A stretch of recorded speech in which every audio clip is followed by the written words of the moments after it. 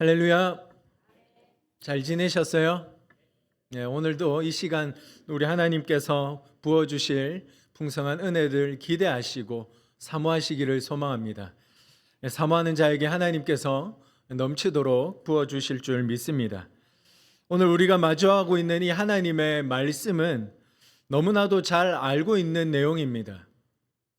예수님께서 제자 삼을 사람들을 찾아다니시던 중에 일어났던 한 사건을 기록하고 있습니다. 예수님의 말씀을 들으려고 수많은 무리들이 주님 곁으로 몰려들었습니다. 그 무리들을 향하여서 예수님께서 게네사렛 호숫가에서 하나님의 말씀을 선포하시던 중에 배 두 척이 주님의 눈에 들어오게 됩니다. 배를 보니까 어부들이 있는 겁니다. 어부들이 일을 하고 있는데 일을 다 끝마친 이후에 그물을 정리하고 있었던 중이었던 것 같습니다. 그들을 보니까 많이 지쳐 있었던 것 같습니다. 기운이 없습니다. 뭔가 몸과 마음에 무게감이 느껴지는 것이죠. 어부들은 그물을 씻고 있었습니다. 주님이 계속 그 행동들을 주시하고 주목해 보고 계셨습니다. 뭔가 행복해 보이진 않았습니다. 즐거워 보이지도 않았습니다. 삶에 대한 만족감이나 기쁨이 전혀 보이질 않는 겁니다. 그물을 씻고 있는데 하루 일과를 마치고 마무리를 하고 있던 그들의 모습, 그들에게는 아무런 수확이 없었습니다. 거둬들인 것이 없다는 것이죠. 그들이 처음 일터를 향해서 나아가던 출근하던 그때에 얼마나 기대감이 있었겠습니까? 오늘은 많이 잡아야지. 오늘은 다른 날보다 많이 잡혔으면 좋겠다라고 하는 기대감과 설레임들이 있었을 것입니다. 우리 모두가 그렇죠. 아침에 눈을 뜨고 새로운 하루의 일과를 시작하기 위해서 일터로 나아갈 때 기대감이 있을 겁니다. 오늘은 조금 달랐으면 하는, 오늘은 뭔가 좋은 일들이 일어나기를 원하는 그 기대감을 가지고 일터로 향합니다. 물론 아침 출근 시간이 피곤할 수는 있겠죠.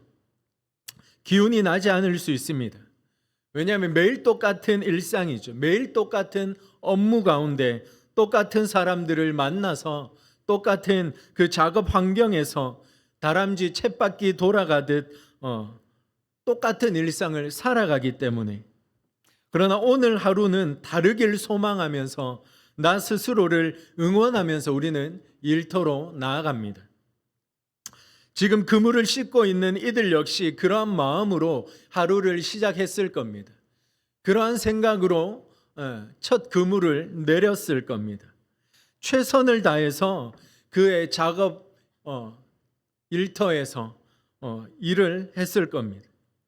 그런데 그에게 주어진 결과는 빈 그물이었다는 거죠. 여러분, 얼마나 허무했겠습니까? 기대감으로 그물을 던졌는데 아무것도 건져 올리지 못했습니다. 너무나도 허무했을 겁니다. 그런데 이 사람들은 그 누구보다 베테랑들이었죠. 물고기 잡는 일에는 선수였습니다. 그동안의 노하우와 경험들로 그 업종에서는 둘째가라면 서러울 정도로 너무나도 고기를 잘 잡던 사람들이었습니다. 그런데 우리는 알고 있습니다. 내 인생이 내 마음대로 되지 않는다는 걸요. 너무나 자신이 있고 파이팅이 넘친다 해도 내 머리의 계산과는 달리 일이 풀리지 않고 내 삶이 흘러가지 않는다는 것을 우리는 알고 있고 경험하며 오늘 이 시간까지 살아왔습니다. 우리는 꿈꾸죠. 손만 대면 내가 하는 모든 일들이 대박나기를 원합니다. 하는 일마다 어려움 없이, 정말 장애물 없이 잘 넘어가기를 원하고 잘 흘러가기를 원하고 승승장구하기를 꿈꾼다는 거죠. 다른 사람들보다 이왕이면 잘 나갔으면 하는 그러한 소원들이 우리의 마음 가운데 있습니다. 누구나 다 똑같은 이러한 꿈을 꾸고 살아갑니다. 오늘 베드로 역시 다를 것 없었을 겁니다. 오늘과 같은 결말을 생각하지 않았을 겁니다. 반드시 뭔가 많이 거두고 수확하고 무거운 짐을 지고 발걸음은 가볍게 아마 돌아가기를 꿈꾸면서 작업 현장으로 나왔을 거죠. 웃으면서 가족들을 만나길 원했을 겁니다. 그런데 실력이 있고 그 분야에서 알아주는 권위자라 할지라도 지금처럼 물고기를 하나도 잡지 못하는, 우리는 열심히 씨앗을 뿌렸지만 거둬들일 것이 없는, 내 손에 아무것도 쥐어지지 않는 삶을 살아갈 때도 우리는 있었습니다. 이것이 우리들의 인생이라는 거죠. 참 살맛 나지 않죠. 힘이 빠집니다. 여러분, 오늘 말씀을 한번 보십시오. 이들은 물고기가 어디에 있는지, 어느 포인트에 물고기가 많은지 정말 잘 알던 사람들이었습니다. 그리고 그 자리를 찾았죠. 거기에 자리를 잡았습니다. 그리고 거기에 그물을 내렸습니다. 첫 번째 그물을 내리고 끌어올렸는데 아무것도 잡히지 않습니다. 첫 번째니까 그럴 수 있지 하고 두 번째 그물을 내립니다. 세 번째, 네 번째, 계속해서 그물을 내렸다 올렸다 반복합니다. 그런데 내 생각이 빗나간 거죠. 이럴 리가 없는데, 분명히 이 자리가 맞는데, 이 포인트가 맞는데, 그동안의 경험들을 되돌아보았을 때, 내가 가진 이 작업의 지식들을 되돌아보았을 때 이 포인트가 맞는데 무조건 여기는 고기가 잡힐 수밖에 없는 현장인데 전혀 다른 결과가 일어난 거죠. 힘이 빠집니다. 의욕이 사라지죠. 첫 그물을 내릴 때 그가 가졌던 자신감은 온데간데 없이 사라져 버렸습니다. 밤이 새도록 수고했는데 한 마리도 건지지 못했다는 것이죠. 멘붕이 오죠. 나한테 이런 일이 생긴다고? 초짜도 아닌데. 다들 그럴 때가 있지 않습니까?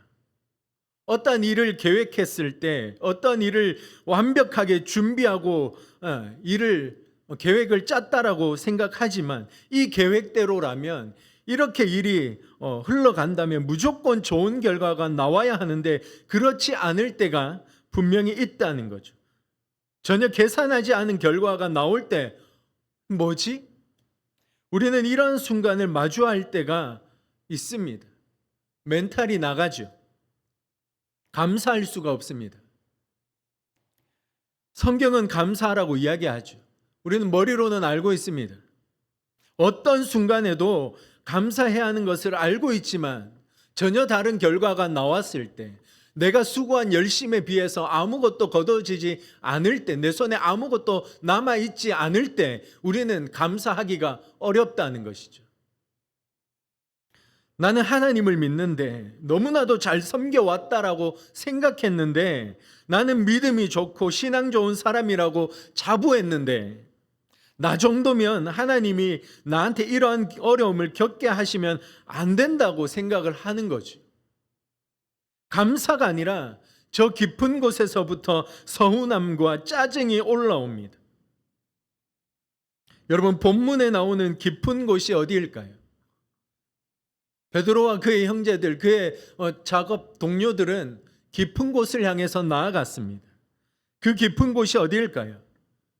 우리들의 삶의 자리라는 겁니다. 4절 말씀에 나오는 그 깊은 곳은 물고기가 많은 곳입니다.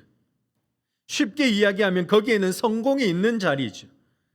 거기에는 승리가 있고 기쁨이 있고 평안함이 있는, 내가 정말 확신할 수 있는 그런 자리라는 겁니다. 명예가 있고 권력을 쥘 수 있는, 누구나 꿈꾸고 부러워하는 그러한 자리라는 거죠. 거기에는 못해도 조금이라도 고기를 잡을 수 있는 기회의 자리라는 겁니다. 우리는 다들 그곳을 향해 나아갑니다. 기대를 가지고 꿈을 꾸며 희망을 품고 그 자리를 향하여서 달려갑니다. 우리들이 살아가는 일상의 자리라는 거죠. 외면할 수 없는, 모두가 평범하게 살아가고 있는 내 삶의 자리인 것입니다. 거기에서 분명히 성공한 사람들도 보았습니다. 많은 수확을 거둬들이고 그것을 통해서 기뻐하는 사람들, 잘 나가는 사람들을 보았습니다. 그런데 나는 안 되는 거죠. 다른 사람들은 다 되는데 나만 안 되는 겁니다. 어처구니가 없죠. 왜 나는 안 될까? 하나님 왜 저만 이럽니까? 믿을 수가 없죠. 혼란스럽고 내 믿음이 흔들리기 시작합니다. 그간 내가 뿌려놓았던 노력과 인내와 시간과 물질과 마음이 너무나도 아깝다는 생각이 들기 시작합니다. 지금까지 난 뭘 한 거지? 허무하죠. 나 자신이 초라해 보입니다. 패배자처럼 보이죠. 마치 나는 아무런 쓸모가 없는 사람처럼, 아무것도 해내지 못하는 사람처럼 보인다는 겁니다. 베드로 역시 스스로 그렇게 생각하며 기운이 빠진 채 그물을 씻고 정리하고 있었을지도 모릅니다. 그런 베드로를 주님께서 오늘 보셨죠. 그의 마음, 그의 행동과 모습을 빠짐없이 보셨습니다. 그러나 그러한 환경적인 것들, 인간적인 것들이 주님께는 전혀 아무것도 아니라는 겁니다. 신경 쓸 일들이 아니라는 거죠. 스스로를 무너뜨릴 만큼의 큰일이 아니라는 겁니다. 우리는 분명히 큰일이에요. 심각한 일이에요. 그러나 주님께서 보실 때는 아무 일이 아니라는 겁니다. 주님께서 베드로의 배에 오르셨습니다. 3절 말씀을 한번 보시면 예수께서 한 배에 오르시니 그 배는 시몬의 배라. 어떠한 일이 펼쳐지든 어떠한 문제로 내가 주눅들어 있든 절대 신경 쓰지 마십시오. 걱정하지 마십시오. 그러한 나의 배에 주님은 오르십니다. 주님은 성공한 사람들, 잘 나가는 사람들, 많은 사람들로부터 인기가 있는 사람들, 뭔가 뛰어나고 사람들이 인정해주고 달란트가 많은 그러한 사람들의 배에만 오르시는 것이 아니라는 겁니다. 아무도 주목하지 않고 소외되어 있는 사람이라 할지라도 하나님은 바라보시고 그 사람의 배에 동일하게 오르신다는 거죠. 그것을 기억하시고 늘 기쁨과 감사함으로 우리가 살아갈 수 있기를 소망합니다. 베드로의 배 오늘 분명히 오르셨어요. 베드로가 초청하지 않았습니다. 베드로가 주님을 모시지 않았다고요. 주님을 부르지도 않았습니다. 그럼에도 불구하고 주님은 베드로를 찾아오셨고 그의 배에 오르셨고 그의 삶 가운데 주님이 함께 하셨다라는 겁니다. 여러분, 우리가 어려울수록, 힘들어할수록, 고통스러울수록 주님은 우리를 주목해 보고 계십니다. 내가 부르지 않아도 내가 아픔과 어려움과 눈물 가운데, 절망 가운데 버려진 것 같은 그 외로움과 싸우고 있을 때에도 주님은 내 신음에 귀를 기울여 들으시기에 내가 주님을 부를 힘조차 없어도 주님은 찾아오신다는 겁니다. 나의 손을 잡아주신다는 겁니다. 내 마음을 어루만져 주신다는 겁니다. 그리고 주님께서 새 힘을 부어주시고 다시금 걸어갈 수 있도록 인도해 주시고 우리의 손을 붙들고 앞으로 이끌어 가 주실 줄 믿습니다. 그렇게 힘 빠져 있는 베드로, 절망 속에서 어떻게 해야 할지를 모르고 있는 그에게 주님은 다시 힘 주시기로 작정하셨습니다. 그가 다시 일어나서 한 발짝 내딛기를 원하셨습니다. 그리고 그것을 기대하셨고 그 기대함이 있으셨기 때문에 베드로에게 한 가지 제안을 하십니다. 무엇을 제시하셨습니까? 그것은 너무나도 놀라운 일이었습니다. 누가 들어도 말도 안 되는 방법이었습니다. 확실하게 보게 됩니다. 무엇이냐면 하나님의 생각과 우리의 생각이 너무나도 다르다는 거죠. 이사야 55장 8절 9절 말씀에 보면 이렇게 말씀합니다. 제가 읽어드리겠습니다. 이는 내 생각이 너희의 생각과 다르며 내 길은 너희의 길과 다름이니라. 여호와의 말씀이니라. 이는 하늘이 땅보다 높음같이 내 길은 너희의 길보다 높으며 내 생각은 너희의 생각보다 높음이니라. 아멘. 하나님께서 분명히 말씀하십니다. 내가 가진 생각은 너희의 생각과 다르다는 거죠. 차원이 다르다는 겁니다. 너희가 가지고 있는 그동안 쌓아온 경험과 노하우와 지식과 삶의 지혜가 있다 할지라도 하나님께서 가지고 계시는 그 생각과는 너무나도 차원이 다르다는 거죠. 주님께서 베드로에게 무엇을 제시하셨습니까? 그렇게 힘 빠져 있는 베드로에게, 절망 속에, 어둠 속에 정말 의욕을 잃어버린, 희망 없이 기뻐하지 못하고 있는 그 베드로에게 주님이 제시하신 것이 무엇이냐면 깊은 데로 가서 그물을 내리라라는 것이었습니다. 여러분, 4절 말씀에 시몬에게 이르시되 깊은 데로 가서 그물을 내려 고기를 잡으라 라고 분명히 말씀하셨어요. 어떻게 보면 베드로에게 시비를 거는 것과 같은 거죠. 베드로가 굉장히 짜증나고 기분이 좋지 않은 상황에서 이 사람이 뭔데 갑자기 와서 헛소리를 하냐고 소리칠 수도 있는 그런 상황이라는 겁니다. 조금 전까지 깊은 데 있다가 왔어요. 예수님이 말씀하시는 그 깊은 곳에 지금까지 밤이 새도록 수십 번, 수백 번 그물을 내렸다 올렸다 그 반복 작업을 하고 왔는데 예수님께서 말씀하는 거예요. 다시 깊은 데로 가서 그물을 내려 고기를 잡으라. 시비 거는 거죠. 최선을 다했어요. 밤이 새도록 온 힘을 다해서 내가 할 수 있는 노력을 다 했다고요. 그런데 한 마리도 잡지 못하고 이제 지쳐서 돌아왔는데 다시 그 자리로 주님은 갈 것을 말씀하시는 거죠. 시비 거는 거죠. 어떻게 보면. 그것도 고기를 잡아보지 않은 사람이 그런 이야기를 하는 게 베드로의 입장에서는 화가 나는 거예요. 흔히 우리가 하는 작은 실수들 중에 하나가 무엇이냐면 하나님의 말씀을 식상하게 대한다는 거죠. 다 아는 말씀인데 그거 누가 몰라서 그러냐고. 이런 말밖에 할 말이 없냐.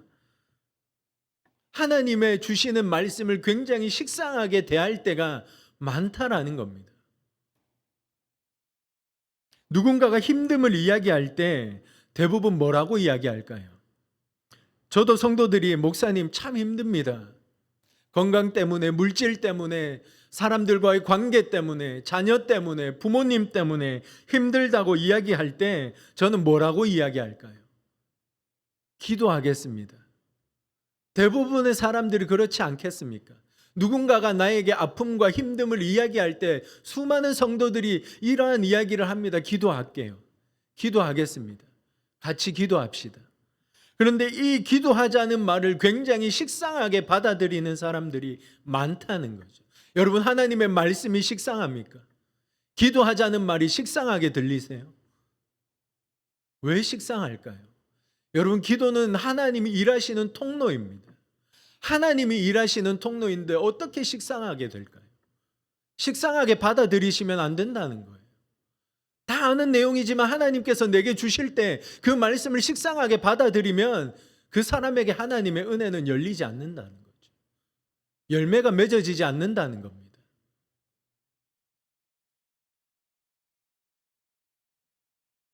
주님은 믿음대로 될 것을 말씀하셨습니다. 기도든 하나님의 말씀이든 절대 식상하게 대하지 마십시오. 오늘 베드로는 주님의 말씀을 아마 그렇게 받았을 수도 있습니다. 식상하게 받았을 수도 있습니다.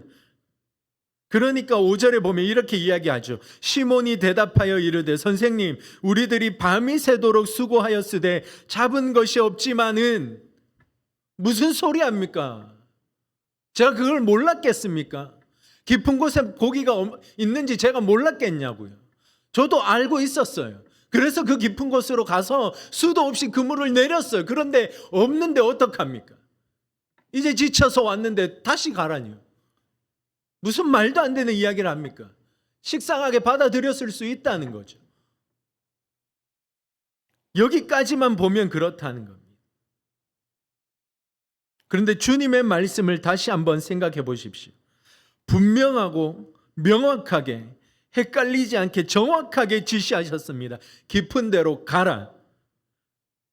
다른 곳으로 가지 말고 몇 번을 왔다 갔다 했든 포기하지 말고 다시 그 자리로, 똑같은 자리로 가라는 거죠. 그리고 그물을 내리라는 겁니다. 여러분, 여기저기 돌아다니지 말라는 거죠. 헤매지 말라는 겁니다. 어디 다른 곳으로 눈 돌리지 말고 내게 허락되어진, 하나님께서 허락하신 그 자리에서 최선을 다하라는 겁니다. 포기하지 말고. 우리가 있어야 하는 곳은 내게 주어진, 우리가 오늘 이 시간 교회 오기 전까지 살아내고 있었던 그 삶의 자리입니다. 5절 베드로의 그 뒷이야기를 보면 말씀에 의지하여 내가 그물을 내리리이다 하고, 아멘. 다시 깊은 곳으로 가서 그물을 내렸습니다. 똑같이 그물을 내렸어요. 안 하고 싶었던 일이지만 힘을 내서 한 걸음 더 나아가서 주님의 말씀대로 그물을 내렸더니 어떻게 되었습니까? 잡았죠. 넘치도록 잡았습니다. 그물이 찢어질 정도로 수많은 물고기가 잡혔다는 거죠. 기적이 일어났습니다. 주님께 있어서는 기적이 아니라 그저 평범한 일이죠. 우리에겐 기적이죠. 우리에겐 말도 안 되는 일이죠. 상식 바뀌거나 예상치 못한 일이지만 말씀에 순종할 때 그러한 일들이 일상에서 평범한 일들로 누려지게 된다는 것입니다. 여러분, 어떤 크고 대단한 일을 꿈꾸지 마십시오. 말씀에 순종하기만 하면 내 삶의 자리가 달리 보이면서 그동안 내가 몰랐던 그 은혜들을 누려가게 될 거란 겁니다. 그래서 우리는 이 말씀을 볼 때 어떻게 생각합니까? 순종만 생각합니다. 아, 순종하자. 순종하면 되는구나. 목회자들도 이야기합니다. 순종하십시오. 받아들이기 힘들고 어려운 말씀이라 할지라도, 이해되지 않는 말씀이라 할지라도 눈 한번 딱 감고 그냥 순종하십시오. 순종에 포커스를 맞추죠. 근데 여러분, 순종 좋죠. 순종 맞습니다. 순종해야 됩니다. 우리가 반드시 지녀야 할 좋은 신앙의 모습입니다. 그런데 이 말씀 속에서 그것만 기억하시면 안 된다는 겁니다. 순종만 기억하시면 안 된다고요. 주님께서 베드로에게 깊은 곳으로 가서 그물을 다시 내리라고 말씀하셨고 베드로는 순종했습니다. 그런데 무엇을 또 보아야 하냐면 똑같은 일상의 모습이며 변함없이 지루하게 살아가던 내 삶의 자리에서 베드로가 어떻게 달라졌냐면 주님과 함께 그 자리로 나아갔다는 겁니다.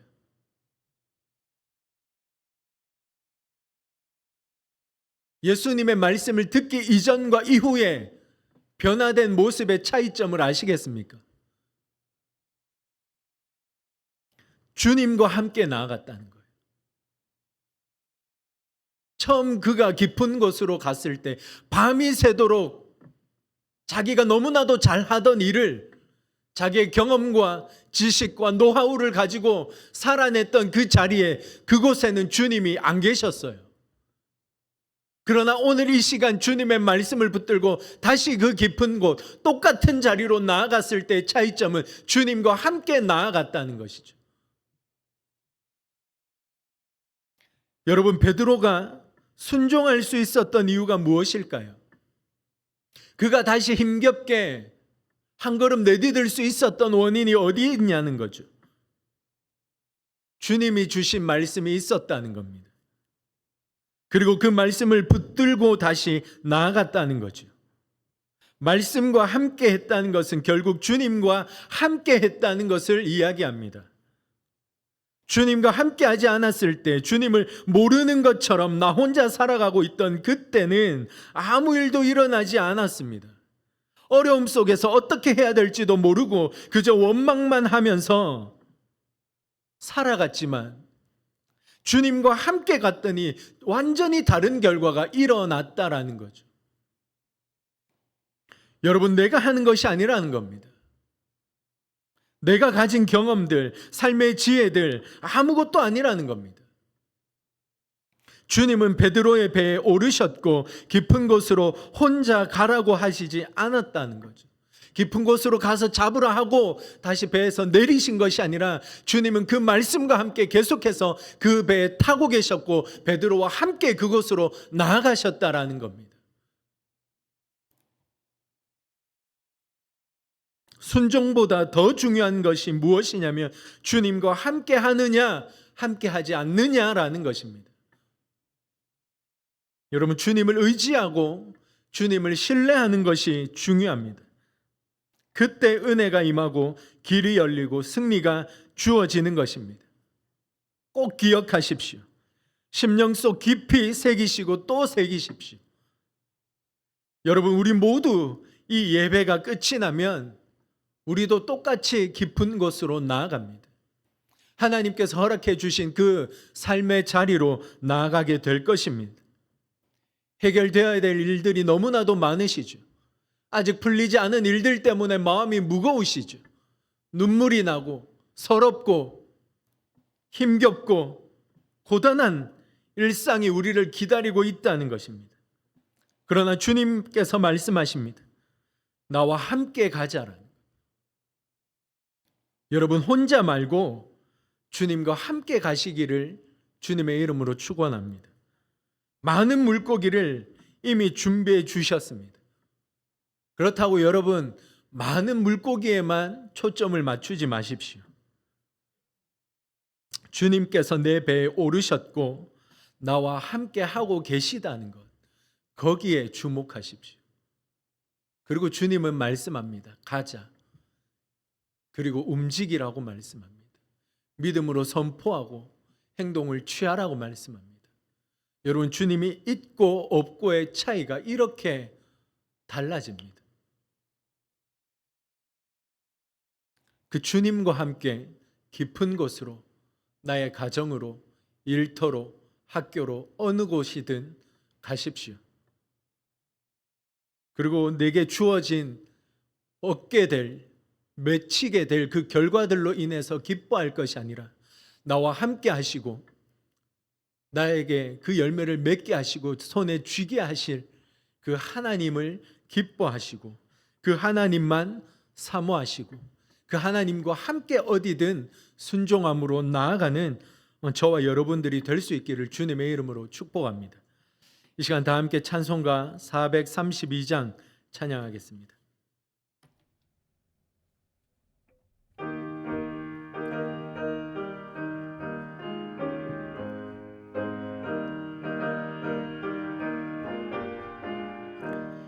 큰 물결이 설레는 어두운 바다, 저 등대의 불빛도 희미한데 이 풍랑에 배저 항해하는 이 작은 배 사공은 주님이라. 나 두려움없네, 두려움없도다. 주 예수님 늘 깨어 계시도다. 이 흉흉한 바다를 다 지나며 저 소망의 나라에 이르리라. 큰 풍랑이 배를 위협하며 저 깊은 물이 빨려 달려드나 이 바다에 노저 항해하는 이 작은 배 사공은 주님이라. 나 두려움없네, 두려움없도다. 주 예수님 늘 깨어 계시도다. 이 흉흉한 바다를 다 지나면 저 소망의 나라에 이르리라. 큰 소리로 물결을 명하시면 이 바다는 고요히 잠자리라. 저 동력이 환하게 밝아올 때 나 주 함께 이 바다 건너가리. 나 두려움없네, 두려움없도다. 주 예수님 늘 깨어 계시도다. 이 흉흉한 바다를 다 지나면 저 소망의 나라에 이르리라. 아멘. 이 시간 함께 기도하시겠습니다. 주신 주님 말씀을 기억하시면서 말씀대로 살아가겠노라.